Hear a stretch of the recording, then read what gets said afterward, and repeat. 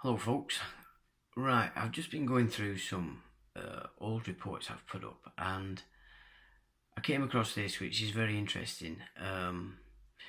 It was Speaker and Republican James Traficant Jr. addressing the House in the United States about the United States bankruptcy back in 1933, which is when all the nations involved in the First World War went bankrupt or defaulted on an already existing bankruptcy, Britain included.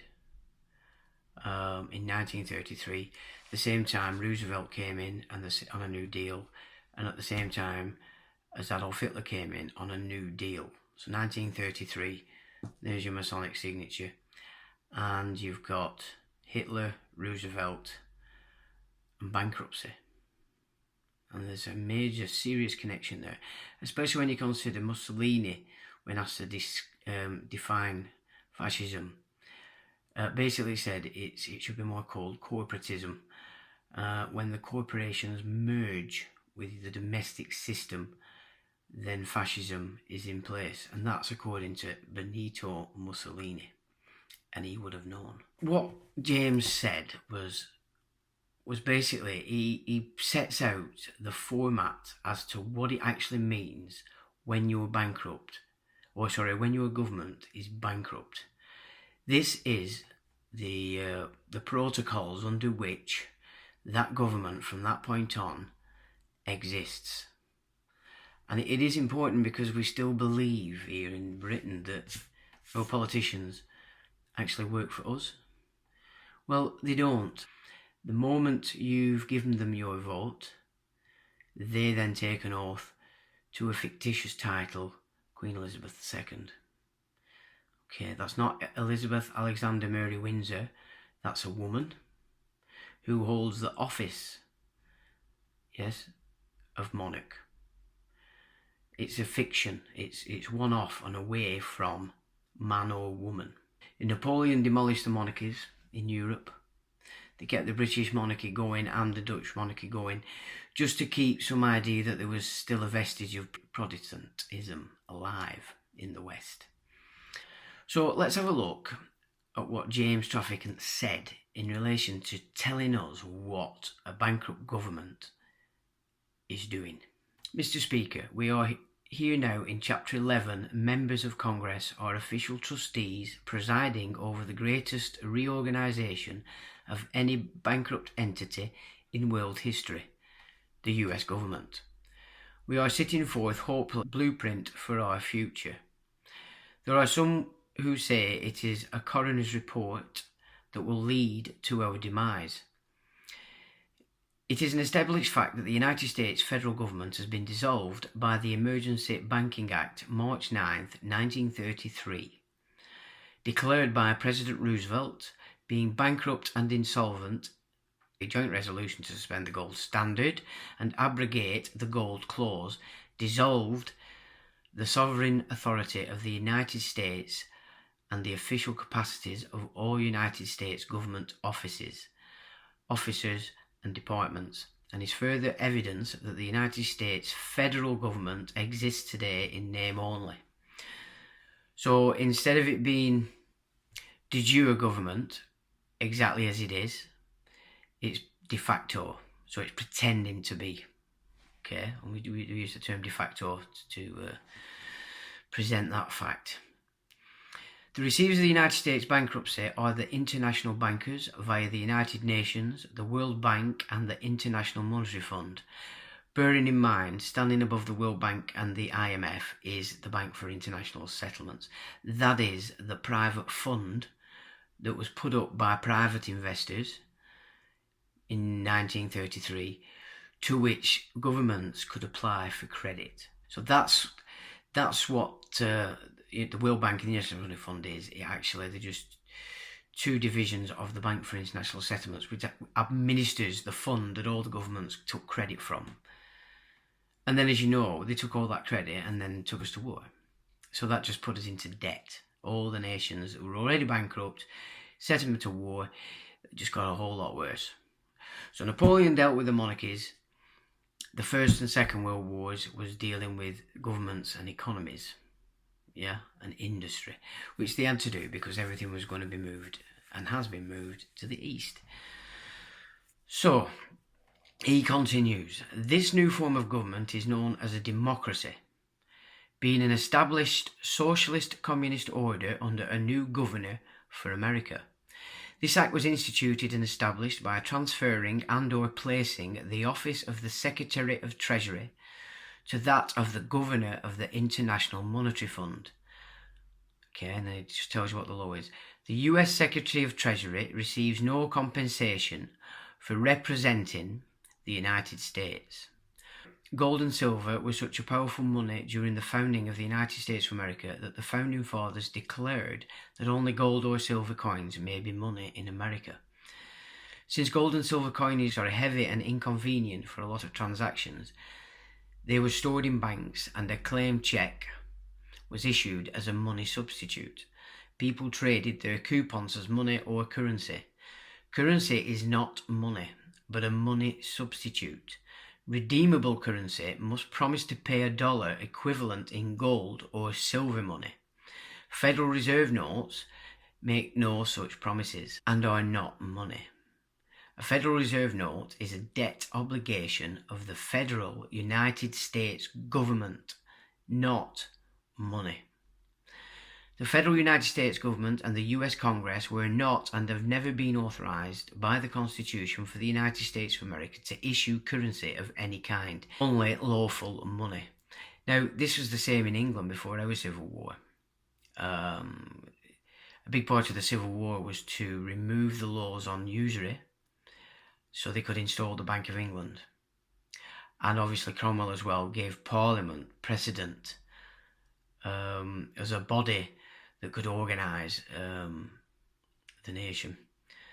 So that we go back to the Civil War in order to see where it changed for us. And of course, they created the Bank of England, but nobody wanted to borrow from it at the terms. The French were in the same position. They had one installed and they weren't borrowing from it, the government. So the bankers created a war between France and England again, and put us both into debt, and then they had to go and borrow from the Bank of England and its equivalent in France. So that goes back to that. But now, of course, we're looking at what happened from 1933, because this format is the same for all the governments that are operating under this. And it's the United Nations, it's all administered by the United Nations. So yes, we've come out of Europe, but the overall format that's being put out there is a United Nations mandate. So until you remove yourself from that, nothing's actually going to change. However, they are trying to demolish the United Nations so they can set up a new one in the Middle East, which will operate a different set of laws that are called the Noahide laws. The Reserve notes, FRNs, are unsigned checks written on a closed account. FRNs are an inflatable paper system designed to create debt through inflation, which is also a devaluation of currency. Whenever there is an increase of the supply of money substitute in the economy without a corresponding increase in the gold and silver backing, inflation occurs. Inflation is an invisible form of taxation that irresponsible governments inflict on their citizens, and austerities that we pay tax in Britain, and almost all of it's going as interest. What's left is being paid to private corporations that the banks also control or the beneficiaries for, such as the private police force. No longer constabularies and under the realm, they are private companies. And they've just announced this week the police have decided they are going to up their charges to the citizen. Now, the citizen doesn't pay that by lawful taxation, they pay that on a legal contract called the council tax. That's an unlawful tax act, ladies and gentlemen, but you've been fooled and you've not just had to stick together to do anything about it. But anyway, and it's all tied to the land registry. That's where all these legal claims on property and land are made, and that's its authority. So you've got to understand that that needs to be demolished, so you can have your land and your houses back, and this council tax just disappears because it's garbage. It's unlawful. There is a fundamental difference between paying and discharging a debt. To pay a debt, you must pay with value or substance, i.e. gold, silver, barter, or a commodity. With FRNs, you can only discharge a debt. You cannot pay a debt with a debt currency system. You cannot service a debt with a currency that has no backing in value or substance. Now that's very interesting. No contract in common law is valid unless it involves an exchange of good and valuable consideration. So that means that if somebody makes you an offer of a contract, for it to be binding in common law, you have to have at least understood it fully. All points of it have to have been exposed so that you understand it. So you can give it a good and valuable consideration to come back with a counteroffer. So if you go into the Admiralty and Maritime law, which is where most people go, that doesn't work. Because it states clearly in common law. No, but in Maritime and Admiralty law, that they don't insist that it had a good and valuable consideration. They just take it as you signed, that's it. Which is why you have to not play in that arena. You have to step out of that arena. To claim as a man. Totally different game altogether. We've done that in the other videos, so we won't move on with that. Unpayable debt transfers power and control to the sovereign power structure that has no interest in money, law, equity or justice because they have so much wealth already. Their lust is for power and control. So if you go back to Byzantine and you look at the battles that were going on there were two camps. One camp had understood that in order to keep a profitable state and plenty of money in the bag, you needed to include your populations in encouraging work, trade, industry, because you were taxing them. So it kept the coffers full. They also understood, the other camp was, we're the landowners, we've got that much money, we don't need to pay tax, and we don't need to care about anybody else other than ourselves. And that group is what's running this entire false and fake garbage, but it's doing it with your consent. That's what people don't seem to realise. We expose all this all day. This is just a thing that exists, and it only has life because you give it yours. So, you know, the battle lines aren't really let's all beat this up. It's about, oh, wait a minute, no, we don't need to be trapped in that because all the facts haven't been given. You weren't given the opportunity for good and valuable consideration to the contract. You didn't even know. Okay, so you have to move out of that, and as it says, no contract in common law is valid. So you've got to take it out of one jurisdiction and into another. Since the inception of central banking, they have controlled the fates of nations. The Federal Reserve System is based on the canon law and the principles of sovereignty protected in the Constitution and the Bill of Rights. In fact, the international bankers used a canon law trust as their model, adding stock and naming it a joint stock trust. The US Congress had passed a law making it illegal for any legal person to duplicate a joint stock trust in 1873. The Federal Reserve Act was legislated post facto to 1870, although post facto laws are strictly forbidden by the Constitution. The Federal Reserve System is a sovereign power structure separate and distinct from the United States government. The Federal Reserve is a maritime lender and/or maritime insurance underwriter to the federal United States, operating exclusively, and this is where you get it, under Admiralty and Maritime law. When that bankruptcy is underway, this is the system it moves into. So it moves out to common law and it moves into Admiralty and Maritime law. And that's why you're not heard in any court, because you're actually a defendant. It's the Napoleonic shift away from innocent till proven guilty to guilty till proven innocent. That's the Napoleonic Code. It's the opposite way around. This is why we used to fight France so much. You know, they were totally opposites in the legal format. But now we're all living under this through bankruptcy. So again, you've got to understand how to get out of this. The lender or underwriter bears the risks, and the maritime law compelling specific performance in payments, paying the interest or premiums are the same. Assets of the debtor can also be hypothecated to pledge something as a security without taking possession of it, as a security by the lender or underwriter. So it gives them a lot of power over your assets because you've tied them into their system, do you know what I mean, to secure the credit, as you will, if you will. The Federal Reserve Act stipulates that the interest on the debt was to be paid in gold. See, they're not stupid. They're issuing you paper nonsense, but they want paying back in gold. This is how they've robbed all the gold off everybody. And Roosevelt actually made it illegal to own gold and made all the Americans hand it in. So you've got to think about these things. There was no stipulation on the Federal Reserve Act for ever paying the principal. Prior to 1913, most Americans owned clear allodial title to property. So that just means your land, you owned it. You were taking the jurisdiction of man and land, bump, to property, free and clear of any liens or mortgages, until the Federal Reserve Act of 1913 hypothecated all property within the federal United States to the Board of Governors of the Federal Reserve, in which the trustees or stockholders held legal title. This new system took over control of everything that was in the jurisdiction of law and gave themselves a legal title. So again, as I said, in Britain, all the legal titles to land and property are so because of a registration with the land registry. That's the evil institute. That created a bridge between Admiralty and land, sea and land, because there can't be that. You know, a bank cannot own land, but it can through the legal persona, the legal title.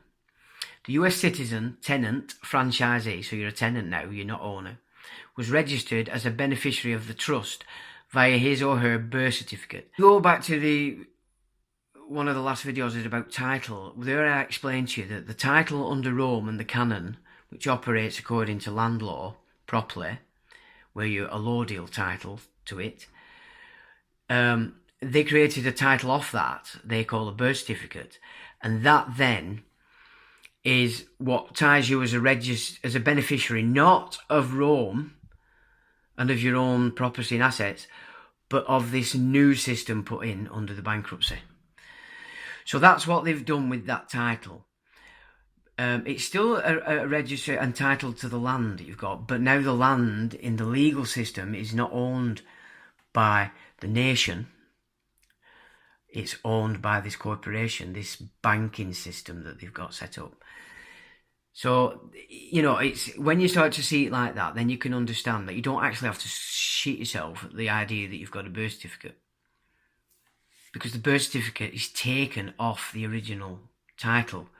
And the governments and Crown and everybody is supposed to be holding it in trust. Well, no, they've breached trust. So what I'm saying is, when I say, and there is one guy who just can't get this, what I'm saying is, when you understand the jurisdiction of man, every legal instrument belongs to you. Because this is a false, fake, unlawful system. And it's grabbed itself in place by deception. And it had to give us 2 wars in order to do that. You kill all the men in the war, which they did in the First World War, you're left with a load of women and children. Go into what were coming over from Russia from 1888, stopped by an Act of Parliament in 1915, and you get to see what kind of people were filling all our systems, like the Freemasons and all these secret societies. They were being peopled by foreign people now. So they were power hidden. And everybody's expected and thought it was still operating according to its original mandate. No, everything changed, especially after the First World War, because they killed all the men. So there you go in relation to how these systems work. And it says here, it just says, since the Federal United States didn't have any assets, because they didn't, it were a new company. To get the assets, they had to thieve the assets by deception off the people of America. Since the Federal United States didn't have any assets, they assigned the private property of their economic slaves. So there it's telling you that as soon as you shift from your original jurisdiction as a man, or indeed the first title and step off man, which is to go under the canon and Rome, which you can't do today because it's not operating correctly. It's operating contrary to its original ethos. And it's saying to you there that since the federal United States didn't have any assets, because it was just a corporation they invented from the banks, they assigned the private property of their economic slaves. That's the US citizens. So you then became collateral against this unpayable federal debt. And the birth certificate is what they take as the title that assumes you dead, because you have given up your title as a man, and you've given up your title as a Roman citizen in the original title, or the live birth record that I presented in an earlier video. So everything's taken off that title, but that original title with Rome is given to them to hold in trust till you're 21, then you have to get it back. But we're way beyond that now, so they've managed to really throw that back into the shadows. So this is what I'm saying about culture and nation. This is nation. This is what this nation is. And I'm showing you here what has changed. So people say, oh, what can we do? Well, what can you do is you start acting like a child, grow up, stop copying this younger generation who are just so emotionally charged. They're just blaming everybody. And if you even raise an eyebrow, they're in fits of tears. They're not going to get this unless they're smart. But you guys need to understand that this is what our ancestors gave us. You've just forgotten, because they've took it out of the education system. You know, they took the grammar required to understand our predicament.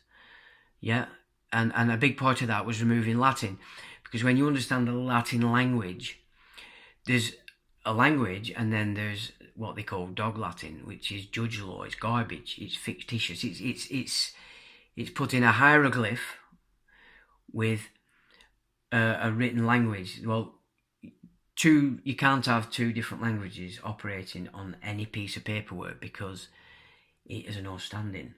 You know, anything paperwork to do with contracts, etc., has to communicate. It has to communicate a message. It has to communicate your will, what it is you're saying. And if you put hieroglyphs with the English language, there's two languages on there, it has no standing. It doesn't communicate. Therefore, in a common law court, here, common law, it has no standing that. But in the Admiralty and Maritime law, it has all the standing. You're not being heard. You forget it, you know, forget it. That's if you're in defendant role. You know, if you want to make you're better off making claims as opposed to complaints. If you make a complaint, you're still within this fake system, and legalese would determine then who wins, and that will always be the judge and the prosecutor, because they'll work together. You know, they can change words during a case, and as long as they've both clocked it, you're totally ignorant to it, you know, whatever you've put together will lose. Keep out of that game, go into law, because not only will it bring it back, because you'll give it physical essence again, but it'll move the lawyers, the solicitors, these people back into law, because they don't even know. And you've got to get quite high up in barrister level before you get this. Maybe that's not actually correct. It might be lower, I don't know. But if you don't show them that you know it. So I just thought that was interesting, because it does explain how and why our countries is just dying. There's no money. We're paying more and more, but there's nothing left in the pot, it would appear. And then you've got private companies like the police claiming now, and Lancashire County Council, both of which operate under a charitable trust called the Blues and Twos Credit Union. I'm going to put this on the bottom of the video, and I'm going to put the Blues and Twos Credit Union link also under this video, because if you just take a bit of time to absorb what has been said in this little vid, it does help things, and it also helps you to understand the importance of understanding the title and standing. So I'll leave that with you. Thank you very much.